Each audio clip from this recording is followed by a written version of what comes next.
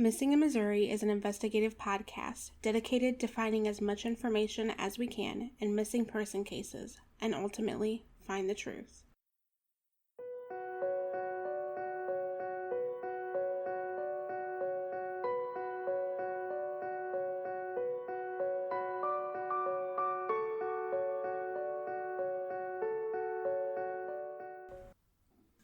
Today we want to start off this episode with a correction that was made. Rebecca had called Zach, or texted Zach. Yeah, she messaged me last week to let us know. She said, you know what? I think I said windows and I meant window when she was talking about Dana's apartment window being busted open, being busted in, and that's why she was being evicted. She meant window. She said windows, but we wanted to make that correction. Yeah, it was just one window, not all of her windows. Yes. So now we'll play the last part of the interview, and we want to apologize in advance. We thought that there was more, but for the sake of keeping certain individuals out of it and things like that, we had to cut more than we thought we needed to. Yeah. So we're going to play this. It's about 6-7 minutes, and then we'll do our normal. But I have lots of things. I mean, I don't have anything real concrete, but just the way things happened. We went on a few search parties of our own. We had candlelight vigils for Dana. We raised money. We had a benefit. We had a band come in and play, and got money that way. I forget what we raised then, but my daughter was in charge of all that. It was just wild, just everything about it, is just, but like I said, I don't really have anything that's real concrete, but I do know what happened to us and the way we were treated, by law enforcement, and I want justice, but mainly I just want to know where she's at. Well, yeah. I want to know where her mains are. Anyway, Dana's grandmother passed away last week, and I called and talked to her dad for over an hour, and he's planning to try to come here as soon as he can get on his feet good. He is concerned, but it's just sad. It's not right. We just want, the main thing is to find her so we can put her to rest, so we can go on with our lives, because it's not the same anymore. Even though she wasn't my daughter. I mean, I loved her and I took care of her like she was mine. And my children adore her. They loved her, and they're just as torn as, me. And so it's a damn mess, I'm telling you. And I wish, back then that I would have done something, got some kind of legal documentation, that I was her guardian or something, And, yeah. And then maybe things would have been different, but I don't know. And, she had a lot of problems, but when she came to me, every time she'd get in trouble, she'd go in there and start packing her bags. She thought she was leaving. And I'd go in there and I'd say, Dana, unpack your bags. I said, you're grounded. Just go to bed. Yeah. She was all the time thinking, oh, this is it, But it was almost like she was expecting it. Yeah. And she was ornery as hell there for a long time. I mean, she was all the time putting my youngest one up to stuff, and it was something else. But we were family, and it's just a damn shame that this had to happen to her, and so anyway, I've heard rumors. She probably got trafficked, into a ring of traffickers or something, or she ran off and she met somebody and just ran off. But Dana would never leave her babies. there's any questions that you have that you want to ask me, I'll be honest with you. I've been sitting here listening to you, and I'm sure I have thousands of questions. Right, and I've just been rattling on. No. That's exactly. Yeah. If you ever have any questions for us, Yes. don't hesitate to call or even text me. Okay. Because There's probably I need to read. Actually, me and my daughter wrote a letter, and it says to whoever it concerns or whatever, let's see, it says who this may concern, and then we wrote down everything that we had found out down, and then like I said, I got all newspaper clippings from every time there was anything in the paper. Just I have lots and lots of information. That's awesome. Yeah. But and this, we just want to help. That's it. We're not looking for anything else. Yeah. I got you. So, and I was like, oh my gosh, like this is crazy. How can? Yeah. Because she was a person. I don't care what the background is. I don't care. Yeah. Everybody is a person, and nowadays nobody should just be missing. Right. And it's just I'm really happy. It's just been a crazy time, and so anyway, and so it's just every time we try to go deeper into it, it's just like we'd get doors slammed in our face, just like what you've been experiencing. Oh yeah. Yeah, we experienced that. Yeah. Okay. Well, that doesn't surprise me, but it does make me feel a little better, because I'm like, am I the only one that's being shut out? Right? I mean, what is going on? This just cannot be happening. It's just insane how, and not just one. It's not going to be just one person that does this. It's going to take the whole village. Yes. To do this, and I know. Right. So. Right. So. So. Well, if you don't have any other questions. No, I don't right now. Okay. Yeah. So I'm a busy woman, but I will make time for this, because I'm very passionate about finding out what's happened to her, and and for her kids too. Absolutely. Yes. So well, all right. Well, we'll keep in touch. Okay. We most definitely will. And it was so wonderful to talk to you. It was good talking to you too. You too. Bye-bye.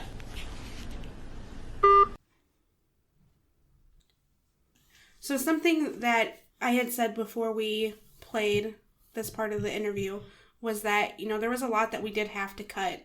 And it was either for the sake of it didn't exactly particularly pertain. It was about some things that were personal. Yeah. But I wanted to say that the parts that we had to cut, if you could have heard Rebecca, there was so much emotion. There was. And, when we met with her, there was, emotion. And we got a lot of great articles. And I think that's what we're going to read a few of them today and let everybody, this is information that's already been out there. Yeah. But it has been 10 years, 11 years. Well, and it's also whenever you click on a link or try to search it, it's been so long that some of it's already been taken down or wasn't uploaded in general, so. So we're going to read them and we'll discuss them. And you'll see kind of how this case unfolded in the news in Sedalia. Yeah. So I think it is a good refresher and good things to talk about. Definitely. Do you want to go ahead and read the first article? Yeah. So the first article that we're going to read was from the Sedalia Democrat on October 8th, 2008. Police seek missing woman.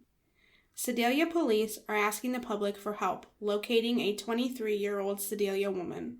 Dana Bruce was reported missing on Sunday by a family member after she did not return home Saturday night. Police said they do not believe she is in danger. According to a release from the department, Bruce left her children with a babysitter Saturday night. She returned to tell the sitter to watch the children, ages 2 and 3, for the rest of the night. She did not return. Police suspect Bruce left Malone's on Main in a red Ford F-150 pickup truck with a man. Detective Sergeant Adam Hendricks said police have checked every lead. The family is being very helpful, he said. He said detectives and patrol officers have worked the case since Bruce was reported missing. Sedalia Police Chief John DeGonia said police do not suspect foul play. She gave the babysitter more money to watch the kids, and she left willingly in the red truck, he said. The children are staying with family members. We would just like to know where she is and if she's safe, he said. Okay, well, I wrote some stuff down that I found that was interesting, and I thought maybe we could talk about it a little bit. In this article, police said they do not believe she's in danger. I thought that was interesting. Okay, to discuss some things that I think we should highlight in this article is that Detective Sergeant Adam Hendricks said the police have checked every lead and the family's being very helpful. So that's a good sign in cases like this, is when people are being helpful and cooperative. Absolutely. I also thought it was kind of interesting that the Sedalia police chief, John DeGonia, said police do not suspect foul play. I'm not a police officer, and I have no law enforcement history with working with them. But that's odd to me that you don't suspect foul play. From someone who doesn't do this. Yeah, regardless of whether she gave the babysitter more money and she left willingly in this red truck. Okay, but she still didn't return. Yeah, and if that's unlike her character, well then something's wrong. And then how they end the article, where they said, we would just like to know where she is and if she's safe. So this was very early on. 4 days later. Yeah. Yeah. So that's the first article. This next article is from October 9th, 2008, from the Sedalia Democrat, written by the Democrat staff. Missing woman sighting can't be verified. Police said Thursday they cannot confirm a report that a 23-year-old missing woman showed up at Malone's on Main on Wednesday night. Police have investigated more than 25 leads in the case of 23-year-old Dana Bruce of Sedalia, reported missing since Sunday. Tammy Smith of Sedalia is the aunt of Nathan Dotson, Bruce's ex-boyfriend and father of her 2 children. The family is just in a panic, Smith said Thursday. Police received a report Wednesday night that Bruce was seen leaving the back door of Malone's on Main, 117 West Main Street. We followed up on that and can't justify those sightings yet, said Sedalia Police Detective Sergeant Adam Hendricks. Dale Malone, owner of Malone's on Main, said Bruce was not here last night. We are doing everything we can to help find this young woman, Malone said. Smith said the family does not believe Bruce went to Malone's on Wednesday. A family member reported Bruce missing after she did not return home Saturday night. According to police, Bruce left her children with a babysitter Saturday night. She returned to tell the sitter to watch the children, ages 2 and 3, for the rest of the night. She never came back. Bruce would never have left her kids overnight, Smith said. She's never been away from them. Police suspect Bruce left Malone's on Main in a red Ford F-150 pickup truck with a man Saturday. We hope that we can find her soon, Hendricks said. The children are staying with family members. And then again it asks anyone with information to contact Hendricks. Okay, well, in that article, I found some interesting points as well. I found it interesting that the police did say they've investigated more than 25 leads. I think that's a lot of leads to investigate. In a few days, And this is the first time we hear from a family member of Nathan, yes. Tammy Smith of Sedalia, which was the aunt of Nathan Dotson, Bruce's ex-boyfriend and father of her 2 children. So, again, family is worried once they're found. So I think that, that speaks volumes for people back then. I think the whole community was worried because nothing like this had happened. Nothing that big had happened in Sedalia. There has been other things that's happened, and another thing I find very interesting, again, they say Bruce, meaning Dana, would never have left her kids overnight. So I think that's... that right there, to me, is foul play. Absolutely, because, Smith said she's never been away from... misquote. She's never been away from them. So if somebody comes up missing that normally doesn't, do that, doesn't leave their kids overnight, it's not typical behavior, and I think this is probably when police probably did start to take that into account. Yeah, definitely, especially with this next article that we have, which was just a few days after this other one. Yeah. Did you want to read that one? Sure. All right, go ahead. This is also from the Sedalia Democrat, written by Sarah Nail. Police to question man in Atlanta. This was October 15th, 2008. 3 Sedalia Police Department investigators were traveling to Atlanta to interview a person of interest in the case of a missing woman. Dana Bruce, 23, was reported missing October 5th when she failed to return to her home after going out October 4th. Police say she left her children, ages 2 and 3, with a babysitter for the night. Commander Cindy Harrell, Sergeant Adam Hendricks, and Sergeant Phil Stewart boarded a Missouri Highway Patrol airplane in Jefferson City on Wednesday morning to go to interview a man police are calling a person of interest, said Chief of Police John DeGonia.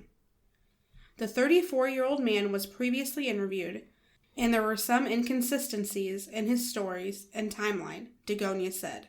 A witness re-interviewed by police said the man was talking with Bruce the evening she disappeared.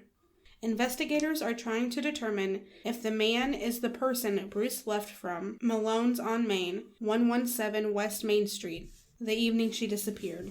Police believe the man was returning to his hometown in the Florida area. Officers tracked the man using electronic surveillance, DeGonia said. The Sedalia officers in Atlanta obtained search warrants for the man's truck and trailer. While officers have yet to find any evidence of a crime, they continue to follow every lead to find out where she is and if she is okay, DeGonia said. We're concerned or we wouldn't be sending a team of 3 people to talk to this gentleman, DeGonia said. Our concern is we want to find her. Officers have worked between 50 and 100 leads. The department's top priority has been finding Bruce. I shut down the detectives division, and they're still solely working on this case since it happened, DeGonia said. Patrol and drug enforcement officers are also assisting in the investigation. Officers continue to seek information about Bruce's whereabouts. They ask anyone with information to contact the police department at 826-8100. People might think a piece of information is insignificant, but it may be the piece we need, DeGonia said. Okay, so that last quote from him, we have said that how many times? Exactly. We have said that repeatedly throughout this podcast. Yeah. So I'm glad that they feel the same as we feel. This one was really telling, and it gave you a lot of information. I found interesting that they suspected him enough to travel to Atlanta to speak with him. That, I think, is huge. I think that is too, because they didn't just send one person. They sent 3. It was in an airplane. They didn't drive down there. Yeah, no. So they went to great lengths to get down there and question this person of interest. I did find it interesting. They call him a 34-year-old man who was previously interviewed.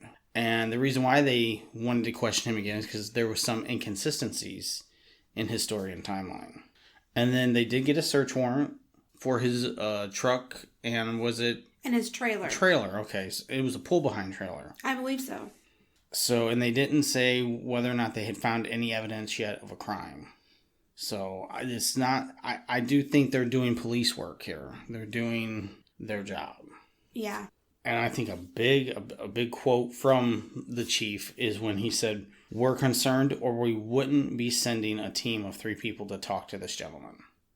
Definitely. I mean, that right there, he's right. You wouldn't, and when I use the word waste, I don't mean just like throw away, but you wouldn't waste that much time doing something like that if you weren't, one, genuinely concerned about somebody's well-being, and 2, doing your job. Absolutely. And I think this is something else. You know, they did come back from Atlanta without the person of interest. So I think that tells us a little bit that his story either checked out, meaning he had a reason of why the inconsistencies, which it could have been something as little as, you know, he misspoke or something along those lines. But it could have been a difference of like a 30 minutes. Absolutely. And I think it's important that, you know, he didn't get arrested. Yeah. They didn't bring him back. They didn't have enough evidence, or they didn't have any evidence. Yeah. So in my mind, if you didn't have any evidence to bring him back, does that eliminate him as a person of interest? Well, I think we'll get to that in a few articles. Let me see if I can find it. So it was a November 9th, 2008 article from the Sedalia Democrat, written by Sarah Nail. Okay. Called "Police Go All Out to Find Missing Woman." And the one thing that I want to point out now, and I'm just going to read this section. Okay. It's what the police had as of November 9th, timeline-wise. Okay. She was at Malone's on Main, then walked to another bar with a man. Police identified that man as a person of interest and later interviewed him in Atlanta. The man told police Bruce wanted to return to Malone's, and the two parted ways. Bruce was seen leaving Malone's with a man in a red pickup truck. Police did not say whether the man in the pickup truck was the same person they interviewed in Atlanta. She returned to her babysitter to give her more money for the rest of the night, but she has yet to return home. The man deemed a person of interest worked for Pro Energy and was originally from Florida. Police believe he was returning to Florida when he was stopped in Atlanta. His truck is not red. Wow. So, reading that and going back through everything that we've heard and that we've seen, that is huge. That is huge. Yeah, because they said that she was last seen leaving in a red pickup truck. Yeah. That's what's said. That was the last car that was the last vehicle she was seen getting into. Yeah. And they didn't specify, which I don't know if it was needed to be specified, what make and model this guy, the person of interest truck was. But either way, it wasn't a red Ford F-150.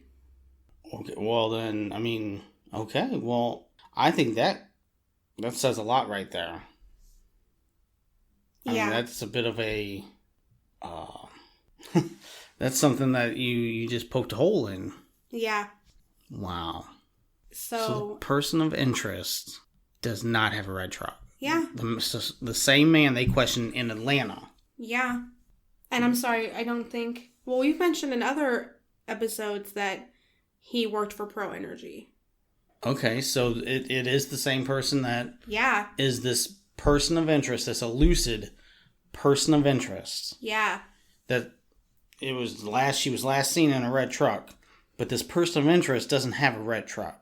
Yeah, and I think that I want to specify that because that opens up a whole nother theory. Yeah, so I wonder who had a red truck.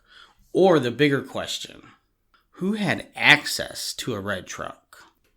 I just wanted to point that out, that their timeline shows he did not have a red truck.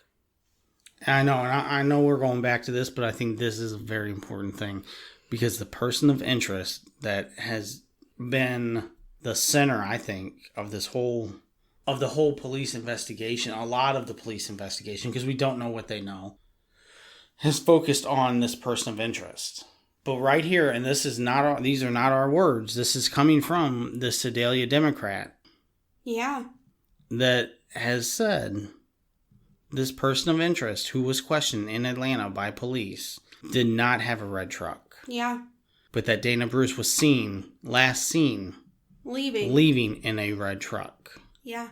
I just want to make that abundantly clear. Okay. Yeah. All right. I know I feel like I'm kind of like a deer in the headlights right now with this, because... Well, it really... I mean, everything has pointed to this person. And I don't know. And, you know, that's not to say... I guess I'm trying to think of things that anybody would say. He could have borrowed a truck. He could have rented a truck. But if he had his own truck, what would be the point of doing that? If I have my own vehicle and I'm just going somewhere, like, let's... You know, like here, around here, I'm not going to rent a vehicle. No. To go to the bar down the street. No. And to go back home. No way. So, I don't know. Well, and the police did not bring this person of interest back with them from Atlanta. Exactly, and this is over a month after Dana disappeared. So a month later, they haven't brought him back. That, to me, says... He was a person of interest because he was seen at Malone's, which we have pictures of the video of Dana with somebody at Malone's, with a man at Malone's, who I had just, in my mind, had connected the two together. Yeah. And if he wasn't brought back, then to me, he's no longer... a person of interest. Exactly. Well, and this article is written November 9th. And the other article, when they tell us that they went down there to question him... October 15th. Was October 15th. So a little shy of a month. But that's how... I mean, so it's not like this was a few days later. This was a good period of time later, a few weeks. Yeah. And still no arrest. They didn't bring him back. Obviously, his story checked out. I think the most telling thing is he does not have a red truck. And she was last seen in a red truck. Yeah. So, we do have many more articles. We will post pictures of these for you guys to see. I like to do that so people can't come back at us and say, that's a lie, you know. Absolutely. And we are not taking credit for these words. It's obviously well written. And the Sedalia Democrat published these articles. So we want to give them credit too. And I believe some of the author... the last article... Sarah Nail did obviously a very good job. And we want to give her credit. But this is very telling. So like Morgan said, we're going to be posting these.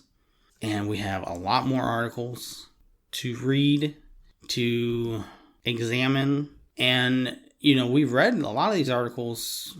You know, I'm on like my third, fourth time reading them. Yeah. And I'm still finding little things, like little tidbits of like, oh, hey, I didn't catch that in the first time. And it's those little pieces of information that when you put them together like a puzzle, you see the bigger picture or you get a better view of the picture. Yeah. So, you know what? Actually, I guess we should just point out what we're going to talk about in this one since we already talked about the timeline. I think something that I thought was really cool was that, and I'm going to quote this, just read it for you guys. Detectives also sent information about Bruce through the military so that notices are posted at any bases where personnel from Whiteman Air Force Base have been shipped. Dagonia also called the Federal Bureau of Investigations shortly after Bruce disappeared to see what help the agency could provide. The FBI would only get involved if it was an interstate abduction. This does not meet their criteria, Dagonia said. And then also this one, I thought was cool. A Missouri Uniform Law Enforcement System, MULES, alert, which reaches every police agency in the state, was issued about Bruce's disappearance. An email was also sent via the Missouri Information Analysis Center to private emails of officers who are registered for the service throughout the state. Wow, okay. So, And they do go on to say Bruce's disappearance presents many challenges. Officers have been unable to find evidence of a crime, and witnesses say Bruce left with the man voluntarily. And like we've said before, Dana didn't have a cell phone, an ATM or debit card, anything like that. So that is difficult to trace somebody who doesn't have any of that. Yeah, because you're technically almost like you're an off-the-grid type of person. Yeah. We get tracked now through our electrical devices and ATM cards and all that. So, they didn't have any of that to try and track. Yeah. But, I think something that I do want to point out is that I think that the police really did as much as they could with what they had. I would have to say, up to this point, yes, I do believe that. We're going to get more into the police matters in another episode. But, these articles are amazing. This article right here that talks about the person of interest not even having a red truck is incredible. I think this would probably be a good stopping point. I agree. And let all this sink in. And we will have we'll have another interview, or part of another interview. Yeah. The next episode. Yeah, so we'll have another one. It's from one of Dana's stepsisters. Yeah, and we'll post this stuff for you guys on our Facebook page. So, sorry I didn't make that clear enough last episode. I realized after we had released it that I needed to clarify a little bit. The pictures and the posts of Dana and of the news articles, those will all be uploaded to our Facebook page. Yes. So if you want to look at them, you want to read them, go there. It's Missing in Missouri. And the profile picture is the same picture we have for everything else. And as always, the interview that you heard today is that person's views and opinions. It's just our disclaimer. I am really looking forward to the next few episodes. I am too. You have an interview with the stepsister, and then I actually have another interview with Dana's biological family. Yeah. And I think that's going to be really good as well. Also, I wanted to throw this out there because I know that we haven't mentioned it for a few episodes, but if any of you guys just want to call and contact us to, give us what your thoughts are on the case and what you've heard, or if you have information and you don't want to go to the police, you can always call us at 314-200-3673. Email at missinginmissouri@gmail.com. Facebook message, anything like that. You have those ways to get a hold of us. And we love hearing from people. Yeah, we do. So, whether it's good or whether it's bad, if we don't read them, we do have another person that reads them. They work with us. Yeah. So, we'll get your messages. Yeah, just be safe out there. Definitely. I'm Morgan. And I'm Zach. This is Missing in Missouri.